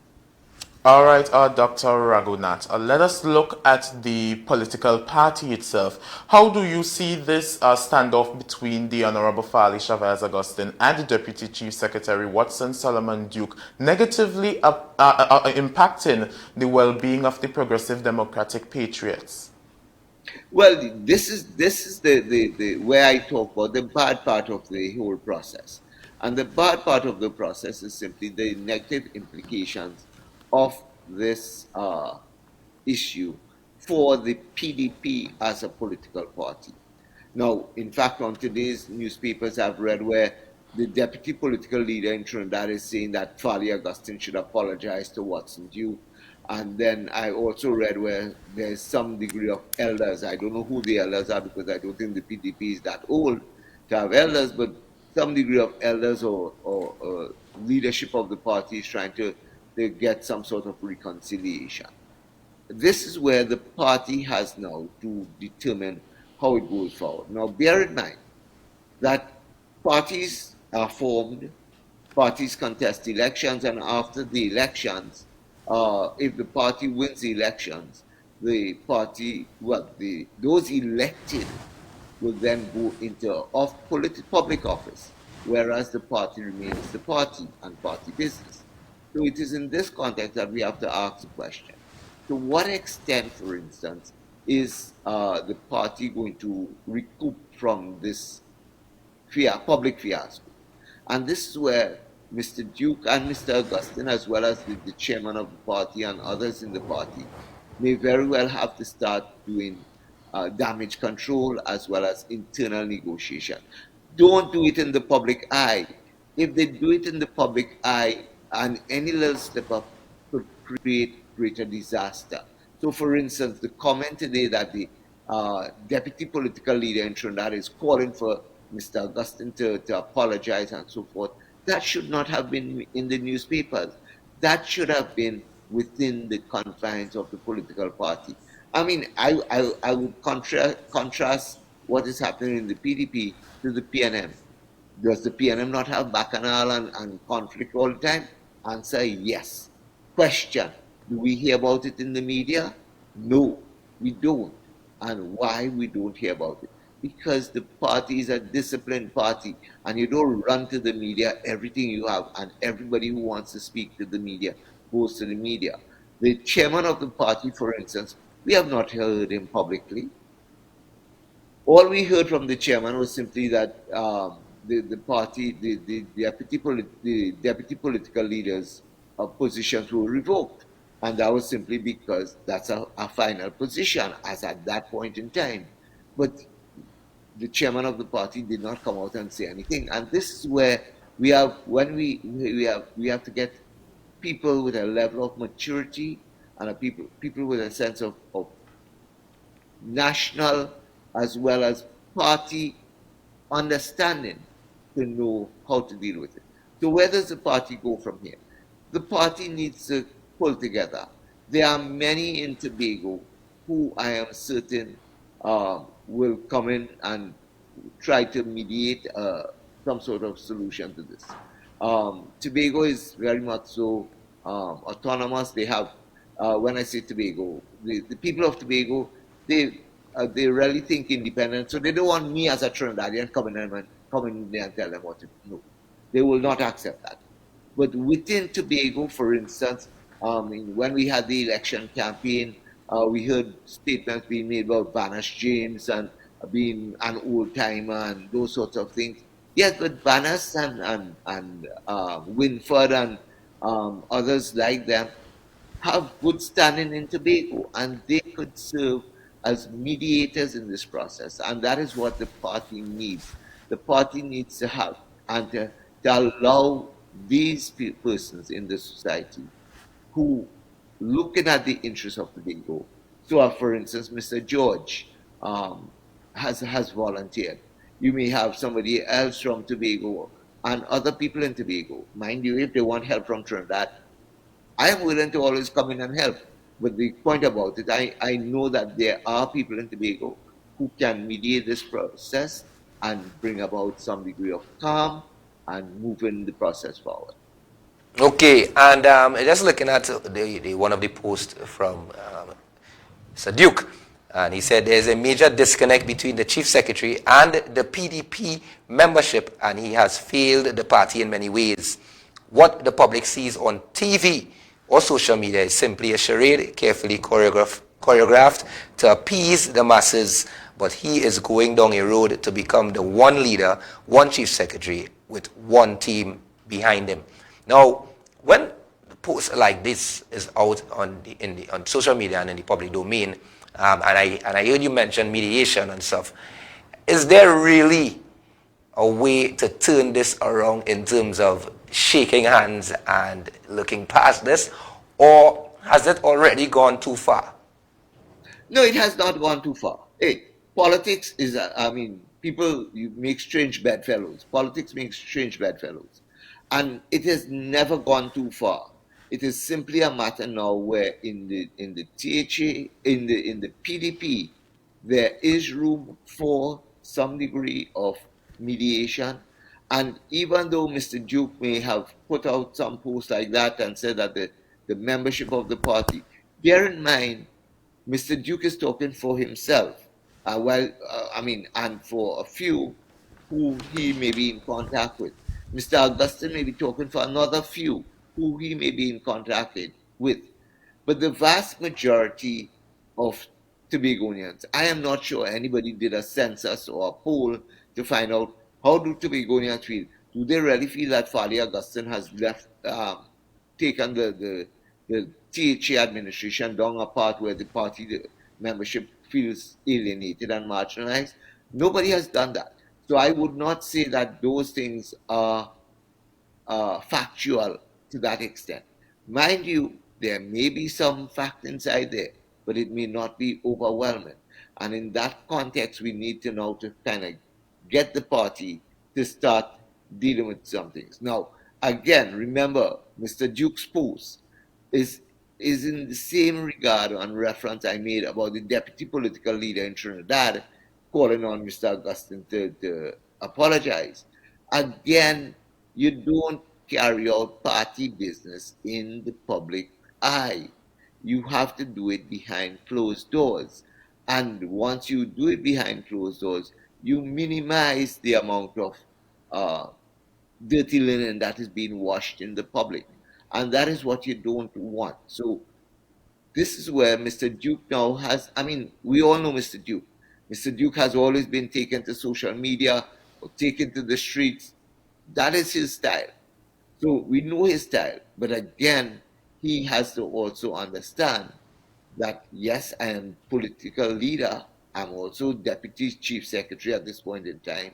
And if that is the case, then I have to abide by what we do. Now, let me, one of the things, and as a political scientist now here, I have to bring in my politics.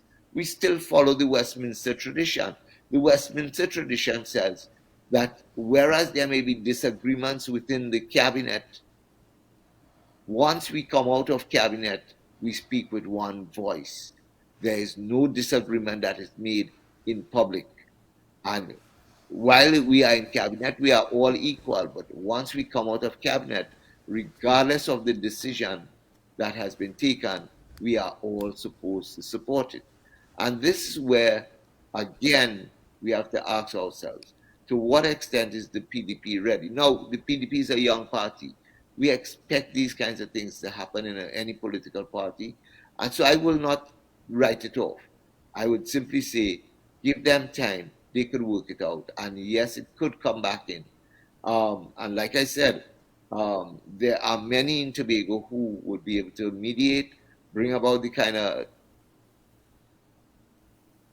agreement where we'll have some degree of consensus, where we'll end up shaking hands and moving forward. Of course, if we don't do that, we stand to the detriment of the party being broken up. And then the question will be, where would Mr. Duke go? I mean, think about it. In Tobago's history, we've had many instances where there was disagreement between political leader and whoever is sitting in the assembly. Mr. Jack, when he was with Mr. Ho Choy Charles, had probably broken with Mr. Ho Choy Charles at one point in time. And Ho Choy Charles disavowed him from his own party. So we have to bear these things in mind. Anything is possible. Now, people still hear that Mr. Jack still has a good relationship with Mr. Charles. And we have to say that Duke and Augustine would have a good relationship. It's simply a matter of letting maturity set in. Okay, Dr. Raghunath, we want to take a short break, and when we return, we will get just a little bit more on the situation. And of course, ladies and gentlemen, if you are now tuning in, we are having a conversation with Dr. Bishnu Raghunath, political scientist, and we're speaking about the tit for tat, or the public spat between, of course, the Chief Secretary, Vali Augustine, and of course, the Deputy Chief Secretary, Watson Duke. And just trying to put some context on the situation. But we will get much on that when we return. Stay tuned.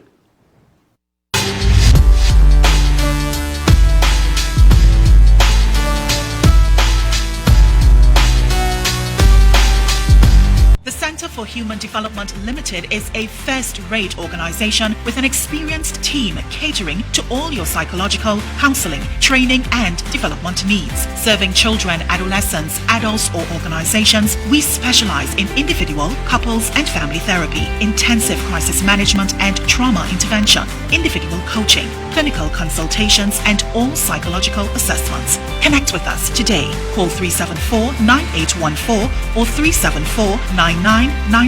Visit our website and follow us on all social media platforms. We are the Center for Human Development Limited, strengthening families, building communities, developing minds.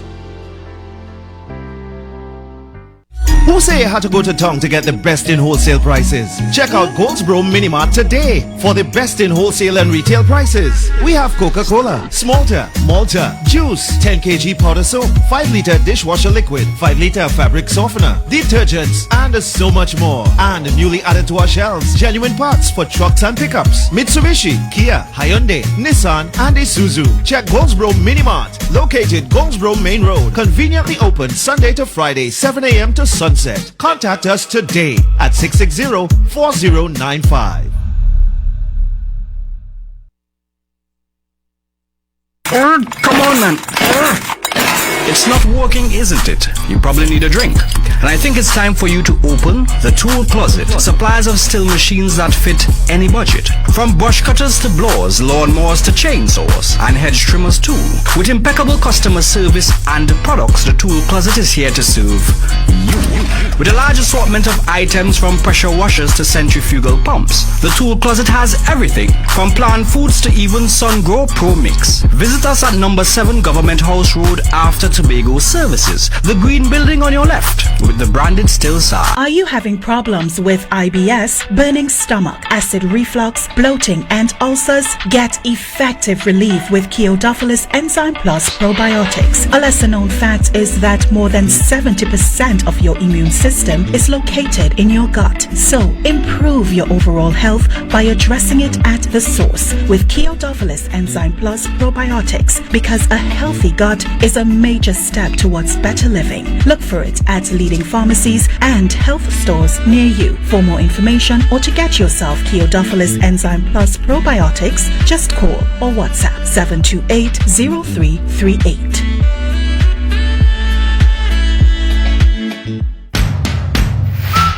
Agard Nuts House Limited continues to welcome you. Located number 78 Wilson Road, Scarborough, opposite Cost Cutters, taste the Brazilian walnuts, pine nuts, macadamia, and almond nuts. Also try our dried fruits such as cranberries, strawberries, and kiwis. Operation occurs Monday to Friday between the hours of 8 a.m. to 4 p.m. Sundays and public holidays from 8 a.m. to 12 noon. Agard Nuts House, giving you the best, one punch at a time.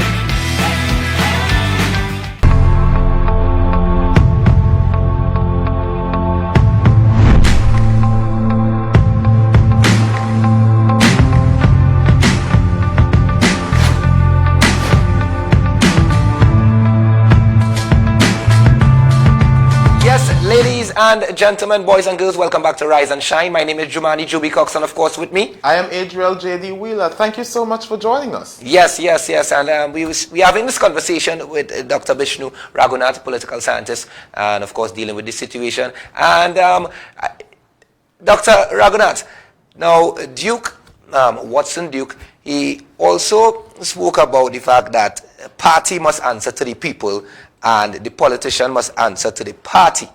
And he even went on to say the party drives government and not government drive party. Now, he has to be speaking about the Constitution. Now, let's put the Constitution into perspective as we go forward. Can you just elaborate on that statement, of course, and in terms of the what is really spoken of in the Constitution with regards to that? When you say the Constitution, which Constitution? The PDP Constitution. Okay, so the PDP has their own constitution, the party, and that relates to the party and how the party is supposed to operate in developing its own policies and programs and so forth. But bear in mind that the PDP's constitution does not override the national constitution and the national legislation. Yes, the PDP has their own constitution, which will direct them how they're going to operate internally. But once we get beyond once we get into the national arena, then now we have to work not only with the PDP constitution, but with the national legislation. So for instance, Act 40 of 1996 comes into play. And we know, for instance, and the revisions to Act 40 of 1996, as well as the amendments in the Constitution, which created and amended the role of the THA, that now comes into play. So while Mr. Duke is correct to say that the party drives the government. The fact of the matter is simply that the party could only go so far because there is a national constitution. So when, for instance, Mr. Duke says, all right, fine, I as political leader can now dismiss my deputy political leaders, and I'm going to dismiss and revoke the appointments of all of them. That's his power, because that's the party's constitution. But once Mr. Augustine was elected and sworn in as chief secretary, the party has no more control over the chief secretary. Where the party has control is simply if the party could muster up sufficient support within the party ranks who sit in the assembly to bring a vote of no confidence. That is the only way they could upset the apple cart with regard to government. So it is from that perspective that we have to say that while Mr. Duke is correct to the extent that the party in itself is supposed to drive the government, that is on the basis that you could get the full membership of the party or the majority of those who sit in the assembly to actually adopt and pursue party rules. So let me use another analogy to explain what I just said there. The party may very well decide the party may have very well decided that they would have selected Mr. Augustine to be the chief secretary should the party win the election. And they would have done so. Now, what happens, for instance, and we have seen it happen many a times in Trinidad as well as in Tobago, the party may have decided one thing before the election, but when they win the election, or when whoever won the election, they then decide, well, look, we want to revise this. And then the members, those who have been elected, could then be directed by the party, by the whip of the party. This is how you go and vote when you vote in, for instance, councillors in the THA. Who selected the councillors in the THA? Did they have consensus in that? One would assume that they did. But the point about it here is simply one which says there's only so far the party constitution could override the national constitution. And there is room within the party constitution, so the party constitution could very well come, could say, and to drive the government could very well come and say, we don't agree with Mr. Farley Augustine, and let's change him as chief secretary. And let us now go as a party in the assembly and have a vote of no confidence. But can Mr. Duke guarantee that he could get 8 out of those 15 assemblymen to vote with him? I don't know if that he could do so. I don't, and bear in mind that clearly one of the members of the party, one of the assemblymen, was also removed as deputy political leader. Another one, that is. So when Dr. Faith B. Israel was removed, so that means 2 of them have already been punished by the party.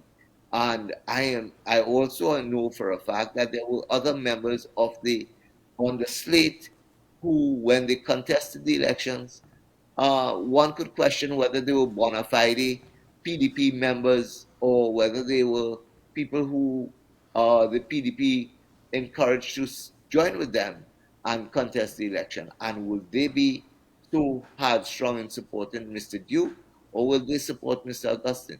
So it is in that context we could ask the question, will Mr. Duke be able to muster 8 assemblymen to vote for him to remove Mr. Augustine? And I'm not sure that he can do that at this point in time. Definitely. We appreciate the explanation, because despite the lacquery that has taken place, it's important to understand the legalities of in terms of moving forward, and the Constitution is definitely part of that understanding, both from a party standpoint and, of course, as you mentioned, the national perspective. Yes. So I know earlier you mentioned that you believe that there is still time to salvage the status of the Progressive Democratic Patriots. But how do you suggest they go about, fixing whatever challenge there is there currently? Okay, so there are various approaches that could be used. The most common one that one would want, however, is simply for the party and the leadership of the party, and this includes both Mr. Augustine and Mr. Duke, to come together and start literally negotiating how they go forward and what they need to do. Like I said, there are many in Tobago who can serve as mediators in the process and who will be able to work with them. Once they get to that stage and once they get to at least to the table and stop talking publicly, and I want to emphasize this, because anytime you continue to talk publicly, you continue to sow discord in the minds of the people and the supporters of the party. This party ego last, and we don't want that. We want the party to start speaking in unison. But of course, it's not going to happen overnight. But you don't encourage people on the outside who are not part of the process to be part of the process. And that is where the party now has to go forward in moving its discussion and where we go forward.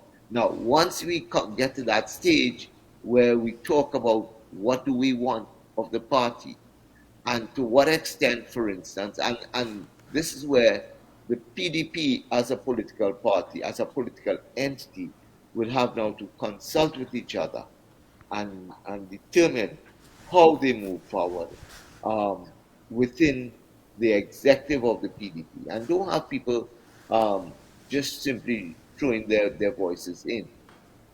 In terms of the mediation process, what they need to do is, at least once they sit around the table and they start talking maturely, at least let Mr. Duke, because Mr. Duke clearly has a position, Mr. Augustine has a position, but then there's also that notion of public monies, and we have to be wary of how we utilize public monies.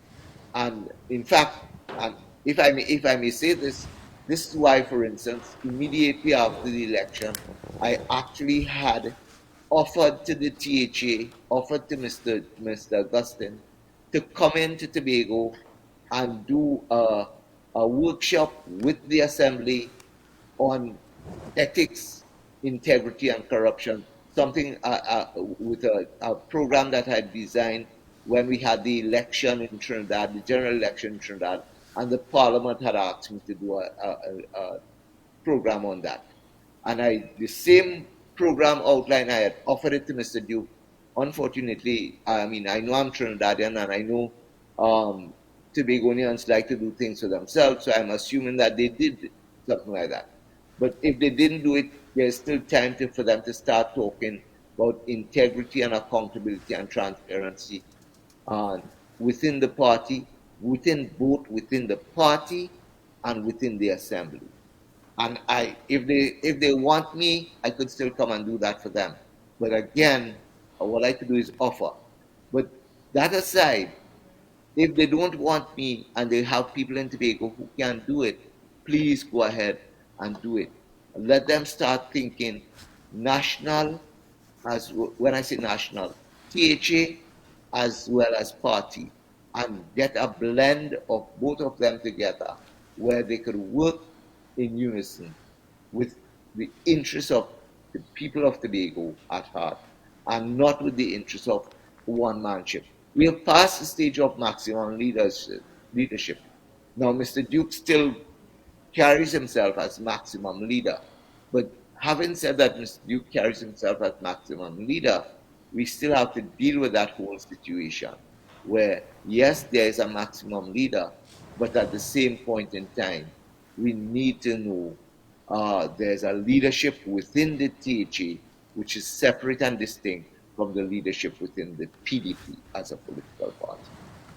Fantastic. Dr. Raghunath, we want to thank you very much for adding the context and, of course, your perspective as a political scientist to the situation. And we appreciate your words, of course. And again, thank you very much for speaking with us this morning.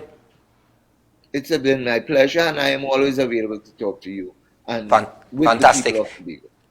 Fantastic. Yes, thank you. So, ladies and gentlemen, boys and girls, this is Rise and Shine. If you're listening to us on radio, Pulse 89.5 FM, good morning to you. If you're watching us on television, good morning. And, of course, on Facebook, good morning to all of you. And we may not get to address all the comments, but we know that you're there listening and viewing us. And wherever you're at right now, we just wish you a successful, productive, and peaceful day. I know it's hard to get peace when you're working, yes, but you find your peace, trust me, even if it is to take a break ever so often, go outside, get some fresh air, and then come back into the office and do whatever you're doing. Or even if you're working outdoors on the farm, or you're working, you're a fisher folk and you're out there in the waters, you find your time to get some sort of peace.